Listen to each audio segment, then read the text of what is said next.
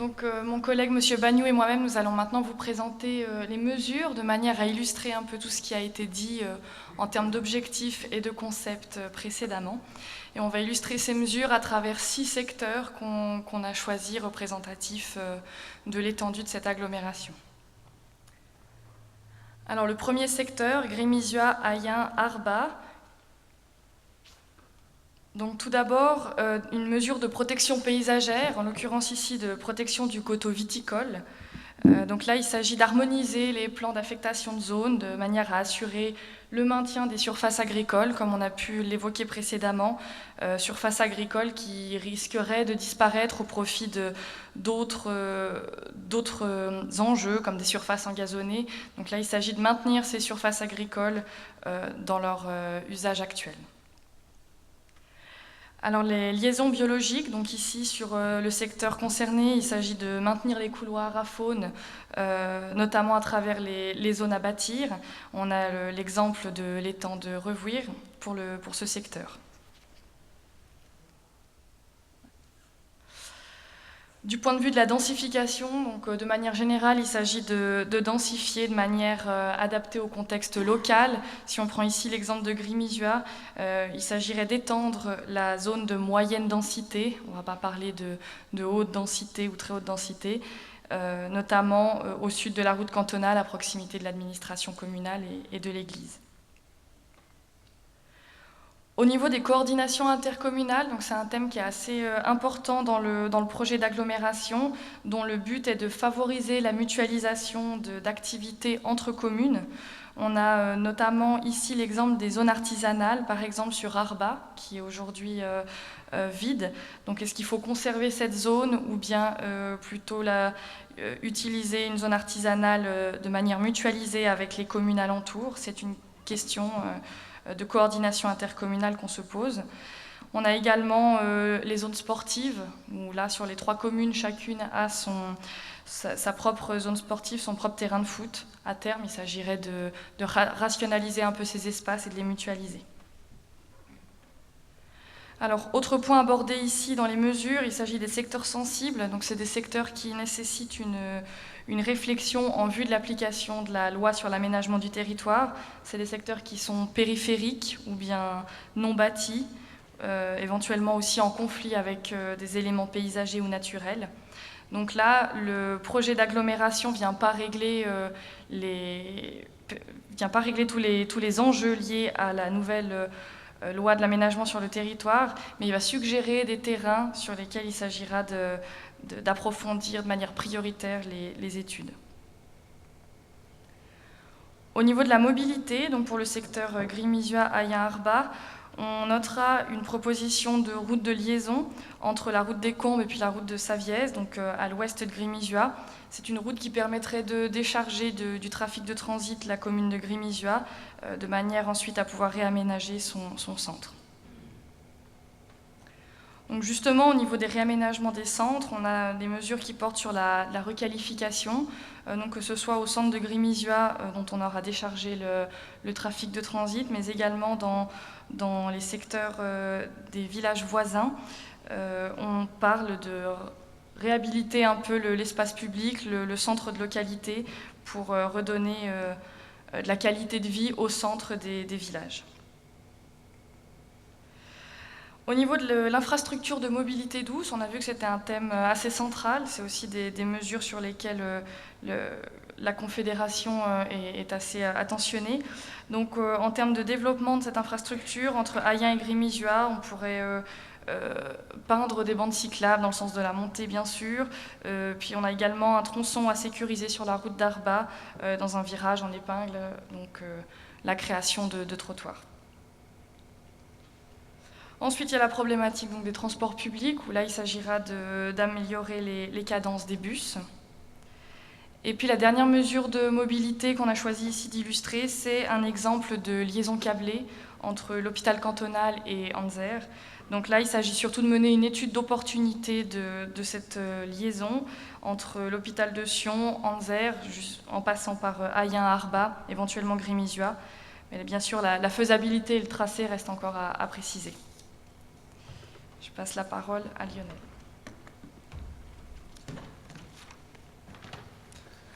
Alors bonsoir, on va s'intéresser à l'exemple de Véras, Miège et Ventône. Alors du point de vue paysager, comme précédemment, on a la problématique de la protection du vignoble, donc ça c'est vraiment un fil conducteur en termes paysagers de l'agglomération, donc c'est d'uniformiser la protection du coteau viticole. Et puis la problématique de la liaison biologique, avec l'idée de maintenir un couloir entre les zones à bâtir de Ventône et de Véras, afin de pour les composantes biologiques comme couloir de faunistique, mais également pour éviter d'avoir une urbanisation continue de Sierre à Crans-Montana. Dernier élément paysager pour Véras, Miège et Ventône, c'est la création d'un BIS d'agglomération. Donc l'idée, c'est de proposer sur des itinéraires existants, qu'il s'agisse de routes de vigne ou de BIS, de mettre en place une signalétique propre à l'agglomération en créant un chemin d'agglo qu'on a appelé nous un BIS d'agglomération. Et puis, ça serait l'idée de sensibiliser les promeneurs à différentes thématiques de l'agglomération lorsqu'on surplombe la plaine. Donc c'est un cheminement qu'on a tracé sur des chemins de vigne et des BIS qui fait 38 km de long. Donc après, il faudra peut-être étudier plus précisément comment on le segmente et comment on y accède en transport public ou en mobilité douce. En matière de densification, donc à Véras, on propose un secteur de densification à proximité de la route cantonale, proche des arrêts de bus et des commerces et des services existants.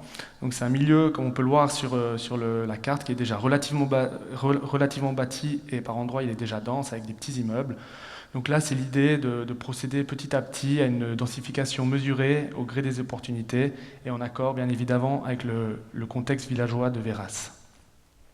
Cette densification, elle doit s'accompagner d'une amélioration des espaces publics et des espaces routiers.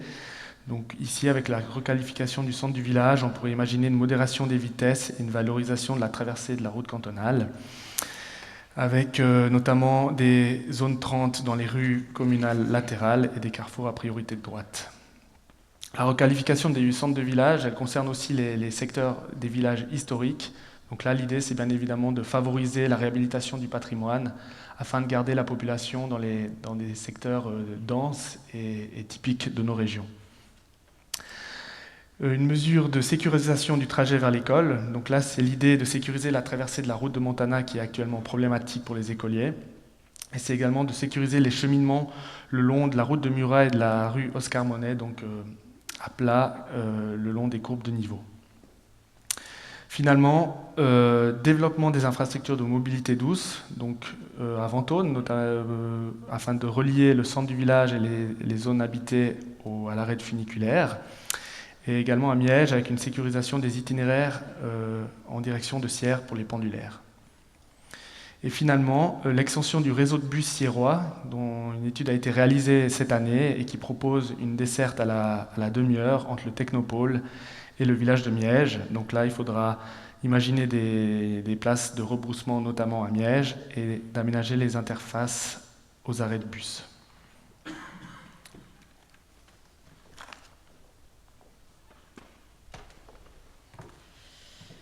Alors le secteur Comté-Vétro maintenant. Donc tout d'abord, du point de vue du cœur agricole, il s'agit de faciliter le travail des professionnels, des agriculteurs, en limitant les autres types d'usages sur le secteur aujourd'hui agricole, autres types d'usages tels que des jardins familiaux ou des liaisons de mobilité douce. Du point de vue de la biodiversité, il va s'agir de protéger les collines. On a l'exemple de la colline des Maladaires ici. On parle également de revitaliser la Morge selon les principes fédéraux et cantonaux en matière d'aménagement des cours d'eau et de ramener la nature en ville en créant des espaces verts. On a ici l'exemple derrière l'école primaire de Châteauneuf où il s'agit à la fois de mêler un caractère naturel et ludique par la création d'espaces verts. On a le BIS d'agglomération dont mon collègue a parlé tout à l'heure. Donc là, en fait, ce qu'on remarque, c'est qu'on parle de BIS même si on n'est pas auprès du BIS. Il s'agit vraiment d'un cheminement qui va prendre toute l'agglomération et qui va lui donner du sens du point de vue des mobilités douces notamment. Pour la densification, elle se fera dans ce secteur autour des villages de Vétro et de Plan-Comté, mais aussi à proximité de la halte de Châteauneuf, en lien notamment avec la desserte en transport public. Et puis, pour ce qui concerne la requalification des vieux villages, il s'agira notamment de faire un arbitrage entre tout ce qui est patrimoine et requalification, surtout si on considère la problématique de l'ISOS, à savoir l'inventaire fédéral des sites construits. Ça concerne notamment Comtébourg et le village de Saint-Séverin. Pour les coordinations intercommunales, donc on a vu qu'elles étaient assez centrales dans cette volonté de projet d'agglomération. Donc on a une zone d'activité de plaine qui pourrait être partagée, et puis la création d'une unique zone de loisirs et de sport qui pourrait aussi être partagée. Là, c'est des exemples de localisation. Pour l'instant, il n'y a rien de contraignant encore à ce stade. Alors, du point de vue de la mobilité, on a des réaménagements routiers. Il y en a certains qui se font donc sur Comté notamment avec la T9 en traversée de la zone d'activité. Donc ça, c'est une mesure qui sera réalisée dans le cadre du projet d'agglomération Agglotion. Donc c'est pour bien montrer la continuité. Et puis on a aussi diverses sécurisations du réseau routier à Saint-Séverin ou à Erde. Toujours dans une optique de sécurisation des mobilités douces, mais aussi de la priorisation des transports publics. Sur Vétro, on a également différentes mesures de requalification de l'avenue de la Gare, par exemple, pour gérer les circulations de voitures en direction de la route de débord, mais aussi pour permettre la bonne circulation des transports publics.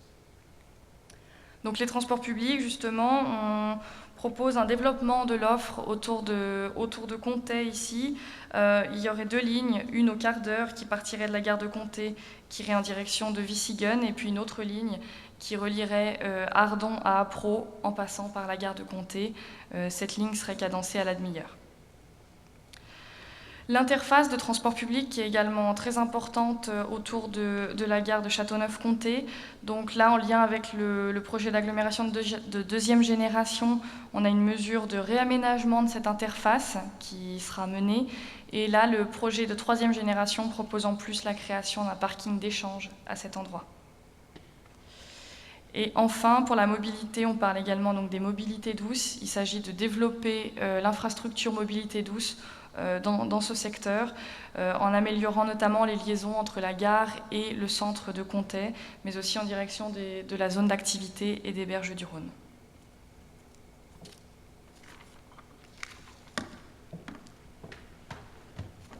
Alors on va passer à Granges et à Grosne. Alors au niveau paysager, il y a la 3e correction du Rhône. Donc le projet d'agglomération n'a pas d'emprise sur ce projet, mais l'idée c'est quand même de coordonner, de profiter de ce projet pour aménager les différents villages et les différentes localités. Donc à Granges, on aura un élargissement en amont du village et puis une requalification des digues. On a aussi la thématique des cœurs agricoles, donc là on ne va pas revenir, c'est l'exemple siérois qui a déjà été étudié et avec lequel on s'est inspiré pour proposer les autres cœurs agricoles de Bramois et de Ardon-Comté-Vétro. On a la thématique des liaisons biologiques qui ici se matérialise par la revitalisation d'un canal qui traverse Granges, parce que la zone urbanisée de Granges et de Grosne, elle est continue tout au travers de la plaine, donc il est important de préserver des petits couloirs pour ces déplacements de la faune. On a un secteur de densification relativement important au vu de la taille de Granges, mais qui s'explique par justement l'ouverture la proposition d'ouverture de la gare de Granges. Donc les aménagements ferroviaires ne sont pas pris en charge ne sont pas cofinancés par la Confédération au travers de ce projet d'agglomération. La Confédération, par contre, financerait tout ce qui est l'aménagement de l'interface entre mobilité douce, transport public et transport individuel motorisé, comme les stationnements vélos, les arrêts de bus, les signalisations ou encore le mobilier urbain. Si on ouvre cette nouvelle gare, il faut réfléchir à la réorganisation des transports publics pour amener des passagers vers cette gare. Donc on pourrait imaginer un transport public qui amène les habitants de Grosne et de Granges à la gare, mais également les habitants de Flanté ou de Lens ou encore de Hollon. Donc ça nécessitera des études de détail. Il y a un potentiel pour créer un parking d'échange en directe proximité de la gare afin d'inciter les rabattements des véhicules sur cette halte afin de ne pas aller en voiture jusqu'au centre-ville de Sion, mais plutôt de laisser sa voiture là et puis ensuite finir le parcours en train, sachant que Sierre est à 5 minutes et Sion également. Et puis, pour toujours centrer autour de cette gare, c'est d'aménager les réseaux de mobilité douce afin de faire converger les usagers, notamment au travers de la passerelle piétonne existante, mais en assurant la sécurité des différents usagers sur les secteurs routiers de l'avenue de la Gare de Granges, notamment.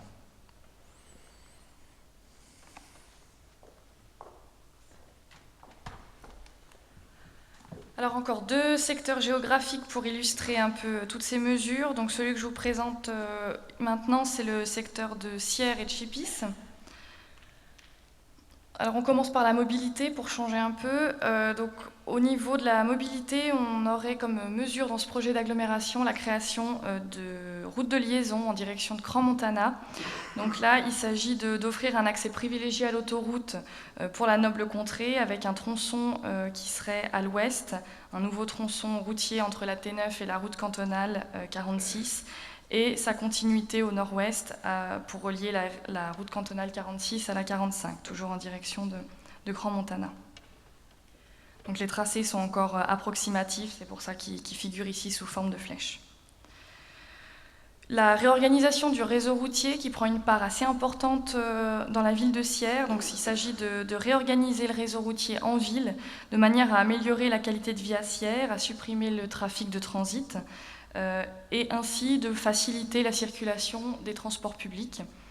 Donc on a différentes qualifications d'avenues, de places ou de routes, même de quartiers, qui sont proposées, toujours dans un but de prioriser les transports publics, mais aussi parfois de donner la priorité aux piétons. C'est notamment le cas de l'avenue de la Gare. On a également différentes qualifications de routes et de carrefours dans un objectif de priorisation de transport public. On notera notamment la mise en place d'une détection bus ou bien d'aménagement spécifique sur le carrefour Avenue de France, rue de l'Hôpital, à Sierre. Autre mesure, qui concerne toujours le réseau routier, c'est la sécurisation de la route Rionda-Guillamot, qui aujourd'hui est une route très empruntée par les pendulaires en direction de la jonction de l'autoroute. Donc là, finalement, il s'agit d'utiliser l'usage que font les gens aujourd'hui de ce tronçon pour plutôt le sécuriser, puis le renforcer en tant que tel. Ensuite, on a donc les mobilités douces. Donc une mesure assez importante pour la ville de Sierre, c'est la création d'une passerelle entre le centre-ville et puis la gare SNC. Donc là, c'est un franchissement qui se ferait en 2 étapes, et c'est la 2e étape qui fait l'objet d'une mesure dans le projet d'agglomération. Toujours pour les mobilités douces, on a des connexions qui sont assez importantes entre Sierre et Chipis, Sierre-Salkenen, Sierre-Finge et Chipis-Finge. Donc c'est des liaisons de mobilité douce qui vont être soit complétées, soit créées, en tout cas des réaménagements, aussi bien pour la mobilité pendulaire, donc on va dire de manière assez directe. C'est le cas notamment entre Sierre et Salkenen, mais aussi pour la mobilité de loisirs en direction du bois de Finge. Du point de vue de l'urbanisation, donc on a différents secteurs qui sont touchés par la densification. À Chipis, on notera un projet fort d'écoquartier.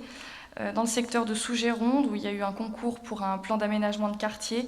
Donc là, le projet d'agglomération propose une mise en œuvre de ce concours. Et puis le secteur Condé-Mines-des-Vins, où là, le déplacement du terrain de foot à Pont-Chalet va libérer de l'espace qu'il s'agira de densifier. Donc toujours la réhabilitation des centres historiques, ça on en a déjà parlé. En termes de coordination intercommunale, donc ici le secteur est touché par une zone d'activité de plaine, mais aussi une zone d'intérêt général pour les sports, détente et loisirs. C'est notamment le cas du lac de Géronde, où le projet d'agglomération propose d'étudier le prolongement de cette zone jusqu'aux berges du Rhône, en direction notamment des différentes densifications dont on a parlé précédemment. Encore 3 points qui concernent la nature. et le paysage. Donc le réaménagement de cours d'eau selon les prescriptions fédérales et cantonales. Donc là, c'est une opportunité de créer des espaces publics autour du Rhône. On a par exemple des gradins côté Sierre et puis les quais côté Chipis. En matière de protection paysagère, il s'agit de maintenir visibles les formes structurantes, donc notamment d'assurer la protection du bois de Finge et également des différentes collines. Et enfin, pour la nature en ville, il s'agit de favoriser la biodiversité. Et là, on pense notamment sur Sierre, au Petit Bois, au sud de la gare.